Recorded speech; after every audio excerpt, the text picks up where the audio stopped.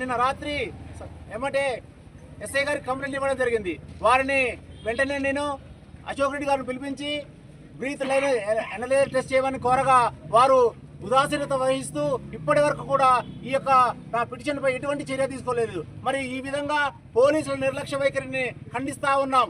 మరి ఈ యొక్క భారతావనిలో స్వతంత్ర రిపబ్లిక్ ఈ రోజు జరుపుకుంటున్న ఈ సందర్భంలో మరి ఒక ప్రజాప్రతినిధి అయిన నాకే ఇంతటి అవమానం జరిగితే మరి మిగతా సామాన్యుల సంగతి ఏందని ప్రశ్నిస్తా ఉన్నా.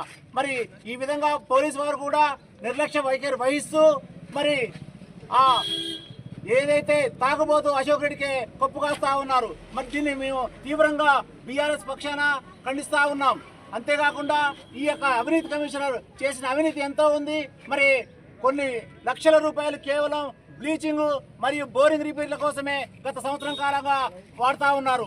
దీనిపై న్యాయ విచారణ జరిపించి ఈ అవినీతి కమిషనర్ని వెంటనే సస్పెండ్ చేయాలని కోరుతా ఉన్నాను. మరి ఈ యొక్క న్యాయం జరిగే వరకు నేను ఈ యొక్క అవినీతి కమిషనర్ సస్పెండ్ అయ్యే వరకు పోరాటం చేస్తా ఉంటామని చెప్తా ఉన్నాను. జై తెలంగాణ.